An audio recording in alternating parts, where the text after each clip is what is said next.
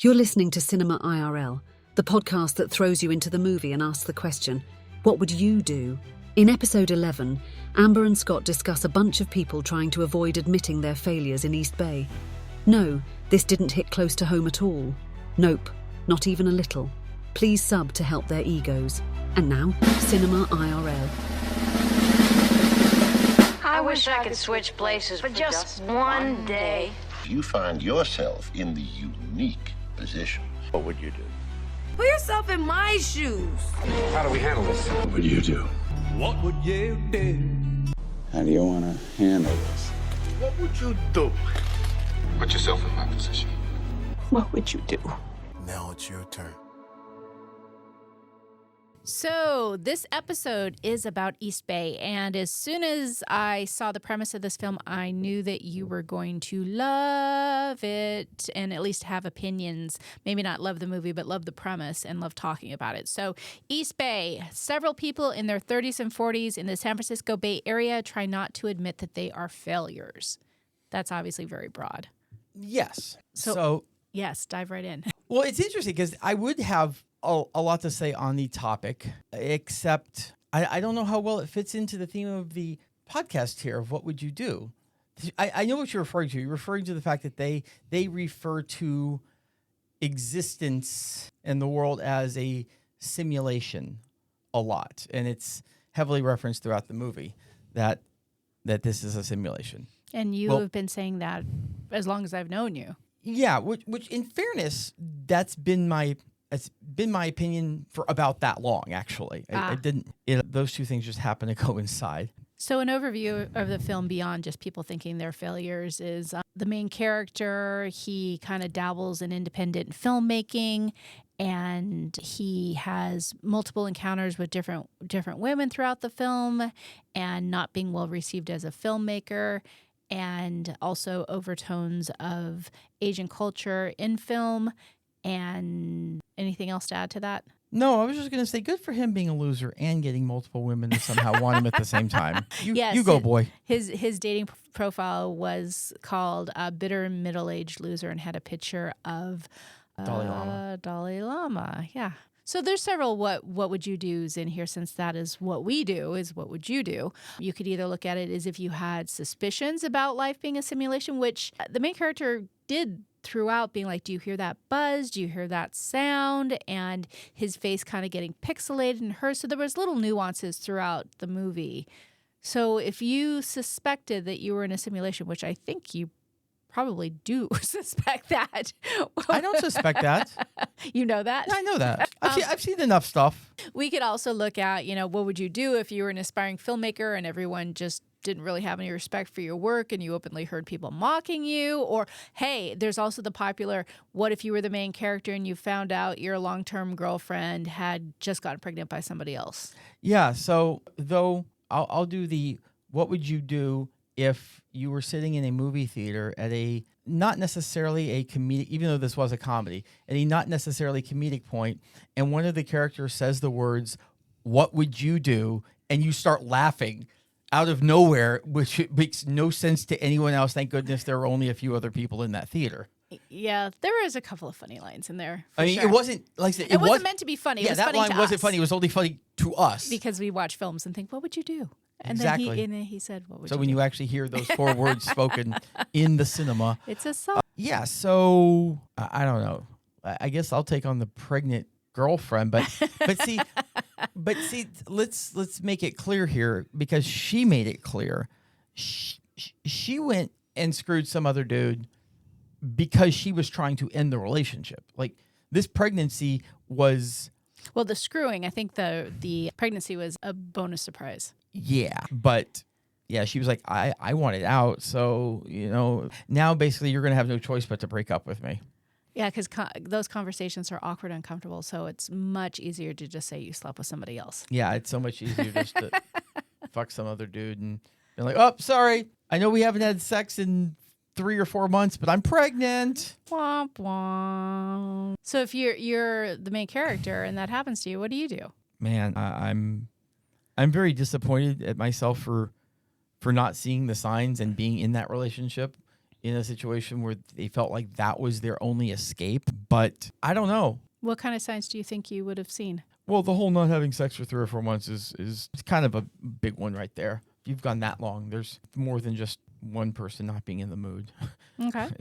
They don't want you at all. So you can have spells, but when you start getting that long, that's going through the motions at best, at least in my opinion. I think if she came out to me the way that she came out to him. Not really came out. Yeah, I mean, like, I'm pregnant. I'm telling you because I'm wanting to end this relationship. I'd feel bad for her. I'd feel really bad for her because that she felt that that's what she had to do. Like, she felt that was her best route. Like, this was her A plan to ending this relationship. But I've always said in the end, like, life is hard and life is short. Don't waste it trying to be with someone who doesn't want to be with you. So if you want out, you can have out. I'd be like, okay, peace. I mean, at that point, she's clearly been driven so far over the edge that there's no coming back from that. I don't know if I'd feel bad for her. I mean, I'd kind of be disappointed I'd chosen to spend time with someone who was so lacked courage enough to just have a difficult conversation. Yeah.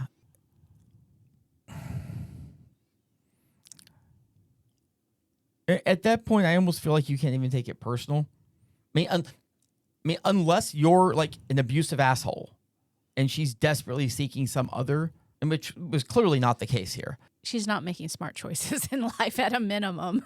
Yeah. So, I mean, if you want to go. I mean, yeah, you're right. You've pretty much tied my hands. We're done. Go have fun in your next chapter. I mean, I've been in several relationships that were year plus that all ended. And I mean, in the moment it sucks and you're like, how am I going to get through it? But I got through all of them. I'm still here.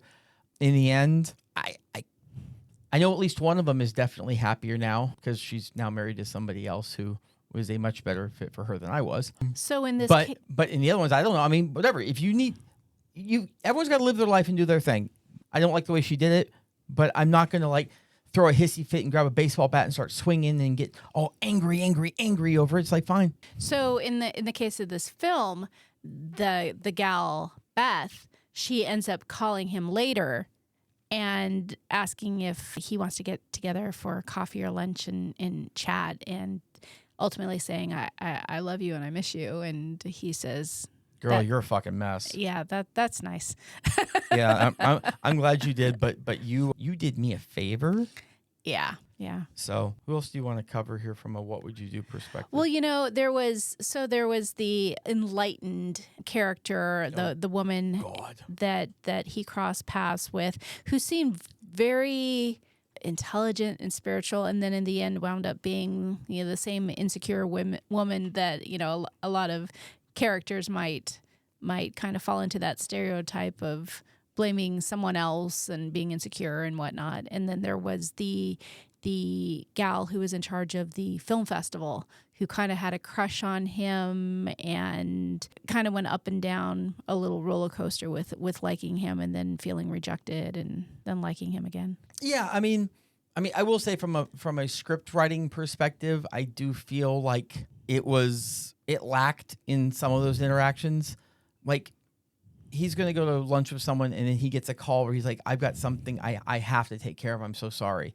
She seemed to get very angry, like, immediately. She did, yes. And that felt out of touch with reality. That felt like not truly knowing what's going on there. Right, because if someone just asked, their intention was pure that they wanted to go out with you, they weren't manipulating you, and then a second later they get a phone call and said it can't. That's just really, really bad timing. Yeah. So I will say, and again, I will remind everyone that there are spoilers here. So all the time, so many spoilers. All types. Do not listen to us when before the movie. When the spiritual chick is like, I need you to release me. You know what? There was part of me, especially as like a guy who's been through some tumultuous dating stuff in his life. If I had gotten that call from someone, that would have felt weirdly good because, like, she's not ghosting me. Yeah. She's actually saying, hey, not working for me. Let me go. Just let me go. Because you're essentially cutting off lingering feelings. Then if someone agrees to release you, they can't be all, calling you late at night or calling you, drunk or crying or anything like that. They said, okay, I'm releasing you. Yeah. I mean, again, I've been through the gamut on dating. I've been ghosted, and nothing feels worse than being ghosted. So the fact that was probably the anti-ghost, that was like the complete opposite side of being ghosted. Of like, no, I want you to say that it's okay for us to be done here. I like that, even though she was a little cray-cray. Yeah, she came off very enlightened and together at the beginning, and then kind of devolved from there. It is interesting, though, an interesting story in life, or something to think about when it comes to life, that no matter how together somebody looks like they have their shit on the outside, yeah, they could be a complete and total freaking mess on the inside. So yeah, like, I'm always a big believer in people show you what they want you to see. Yeah, no, absolutely. And she looked like she really had her stuff together at first, and it became apparent that she did not. Yeah, I mean, it was interesting. It was, I don't want to say a comedy straight up, kind of more like a dramedy, in the fact that there was kind of some existential type questions and some spirituality and some religious undertones and whatnot, just as someone goes through the journey of life, questioning who they are and the decisions that they're making and their contribution to their time on this planet. Well, and it also started a lot with defining success, and that's one thing that's probably worth noting, is that at the beginning they're like, how do you define what is successful? And how, as you move through life, if you're not hitting your success goals, you'll find a way of hitting them by lowering them, and lower and lower and lower, until eventually you're just like, yeah, you know what? If I just get out of bed in the morning, I'm successful. And how he did have to lower consistently. Although his parents were pretty consistent in that success looks like giving me grandbabies. Grandbabies. Yeah, no. Though, it was interesting that he did eventually have kids. Oh, yeah. Yeah. It's kind of a subtle point, but they do a quick flash way forward in the future, where they show the festival girl and him and reference, these are my grandparents. Right. And what did they do? They worked in cubicles like everyone did at that point, which is a joke from the movie. But yeah, so I mean, it was interesting because he gave up. He hit the point where he had basically given up on career. He'd given up on relationship. He'd given up on most everything. But, I will say this. I've learned in life sometimes that the only way to succeed sometimes is to just surrender a little bit. I mean, to the point that you have to say, okay, if you're trying too hard and it's not happening, then something's got to change. I've always said in love, you find it most when you're least looking for it. That's not always true, but I mean, a lot of times you might just need to release. They say that. I've never believed that. You need to release yourself from the stress of trying to make something happen. It's like fetch. You're trying to make it happen, and it's just not going to happen. Right. So okay. It's the end of our episode, and I release you. Be released. We hope you enjoyed our episode. Thank you for listening. And to catch all the new episodes, please subscribe. We release 2 to 3 episodes weekly, so we'll have new content regularly. Until next time.